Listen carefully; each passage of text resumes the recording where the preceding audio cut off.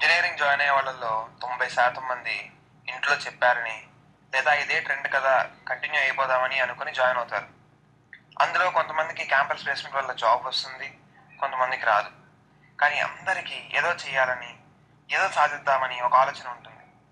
ఈ ఆలోచనని ప్రోత్సహించేవాడు మన దేశంలో కరువయ్యారు. ఏదో సాధిద్దామనుకున్న ప్లేస్మెంట్ వచ్చిన బీటెక్ బాబు, ప్లేస్మెంట్ రాని బీటెక్ బాబుల మధ్య జరిగే సంభాషణే మా ఈ రంగమార్తాండ బీటెక్ బాబు. ఆ ఫోటోలో ఉన్న తొందరగా వచ్చి అతి కష్టమే వచ్చాను రా బాబు. ఏం చేసినా తప్పైపోయింది. ఒకటి గుర్తుపెట్టుకో, బీటెక్ ఎంత మనం ఖాళీ ఉంటుంది చూసావా, ఆ టైంలో even if you fat it's a sin. You mean అదే నీకేంట్రా బాబు జాబ్ వచ్చింది, నాకు అది కూడా రాలేదు. జాబ్ రాలేదనుకో తెచ్చుకొని దొప్పుతారు. అదే వచ్చిందనుకో ఆ కోర్సు ఈ కోర్సు వచ్చి అని చావా దొప్పుతారు. తాగు ఆయన ఏం జాబ్ రాది, పొద్దున్నే లేచి 8 రెడీ అయిపోయి బస్ ఎక్కి ఆఫీస్కి వెళ్ళి బోల్డ్ కోడింగ్లు కొట్టి సాఫ్ట్వేర్ చేసి సంకల్ గుర్తుకొని సంబరపడేపులో ఒకటి ఇస్తాడు. 10 నిమిషాల్లో లంచ్ చేసి లేదా వీలైతే పస్తులుండి లేదా ఓవర్ టైం చేసైనా జాబ్ కంప్లీట్ చేయాలి. ఇవన్నీ చేస్తూ చేతిని తీసుకుని నేను సుఖపడతాను. నేను సుఖపడడానికి టైమే లేనప్పుడు చేతిని తీసుకుని ఏం చేయాలరా, మడిచి బ్యాంక్లో పెట్టుకోవడం తప్ప. సూపర్ రా, అదేదో ఇంట్లో చెప్పిపించచ్చుగా. మనం సరదాగా ఫ్రాంక్గా మాడుకుందామే. చిన్నప్పటి నుంచి మనకి ఇష్టమైనప్పుడు మనం చేసాం. ఒకవేళ చేసినా ఇంత తప్పున జీవితాంతం షంటుగానే ఉంటారు. ఇంజనీరింగ్ సిటీ కొన్ని లక్షలు ఖర్చు పెడతారు, కానీ మనకి ఇంట్రెస్ట్ ఉందని చేయడం అంటే 100 రూపాయల అప్లికేషన్ ఫామ్కి 1000 సార్లు ఇస్తారు, 1,00,000 సాకులు చెప్తారు. మళ్ళీ ఏమన్నంటే ఎమోషనల్ బ్లాక్మెయిల్ మాట్లాడుకుంటున్నారు ఎట్సెట్రా.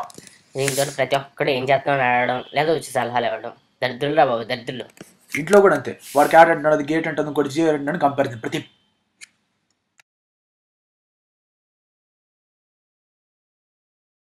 మన రిజల్ట్స్ వచ్చినప్పుడు కూడా ఇంతేనా వచ్చింది, ఆడికి ఎంత వచ్చింది, ఈడికి ఎంత వచ్చింది, ఎదవ కంపారిజన్. మళ్ళీ నీ వల్ల కాదు, నువ్వు చదవట్లేదు, వేస్టింగ్ టైం అంటే ఎదవ కామెంట్లు. వాడికి బైక్ ఉంది, అది 10,000 రూపాయలు బట్టలు కొంటుంది, ఆడికి కారు ఉంది, నాకు ఉన్నాయి అని అడిగితే మాలకి పెట్టుకుంటారు.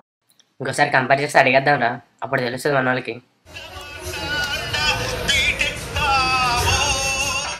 గర్ల్ ఫ్రెండ్ చెప్పు. ఇంట్లో పెళ్ళి అంటున్నారు, సంబంధాలు చూస్తున్నారు, ఏదోటి చేయరా. మీ బాబుకి ధైర్యంగా మ్యాటర్ చెప్పి పరిస్థితి ఎక్స్ప్లెయిన్ చేయి. ఓ 2-3 ఇయర్స్ ఆపుకోమని చెప్పు. చాలా ట్రై చేశాను, చదువు అని, జాబ్ అని, కానీ ఇది కుదరలేదు. అనే విషయం చెప్తే గొడవలు అవుతాయి, చెప్పు, ఏం చేయమంటావు?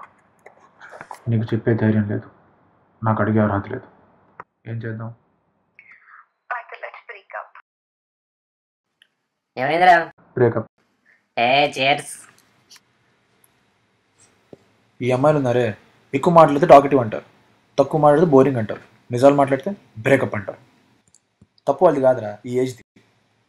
మన ఎక్స్, మన ప్రజెంట్, ఫ్యూచరిస్టిక్. అదేరా ఏదో అమ్మాయి చూసి మన గర్ల్ ఫ్రెండ్ అయితే బాగుంది అనుకుంటామే, వాళ్ళ పెళ్ళిళ్ళు అయిపోతూ ఉంటాయి. మనం కెరియర్ కట్టారంటూ తిరుగుతా కూర్చుంటాం. మనం అనుకున్న చెడ్డకి బోల్లని అడ్డాలు. మనం మొండుకుండాలి. లైఫ్ అనేది ఒక ట్రైన్ లాంటిది, మనం నడిపినట్టు అది నడవాలి. దానికి ఇష్టం వచ్చి మనం నడవడం కాదు. మనం ఆపిన చోటే దారిలో జనాలు ఎక్కాలి. వాళ్ళకి ఇష్టం చోట మనం ఆపడం కాదు, వాళ్ళకి ఇష్టం వచ్చి మనం వెళ్ళడం కాదు. పట్టాలు తప్పేదేలే అసలు. ఈ పెద్దలు ఉన్నారు, వాళ్ళ మాట ఎంతంటావా? వినాలిరా. మనం ఇది చేద్దాం అనుకుంటున్నాం, ఇందులో ఏం చేస్తే బాగుంటుందో తెలుసా అని అడగాలి, తెలిస్తే వినాలి. అంతేగాని లైఫ్లో ఏం చేద్దాం అనుకుంటే మాత్రం వాళ్ళు అడగకూడదు.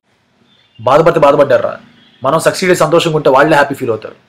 మనకి నచ్చిందే చేద్దాం, చేసే దాంట్లో ఎక్సెల్ అవుదాం. ఇది పెద్దల మీద ద్వేషంతో చేసిన ప్రయత్నం కాదు.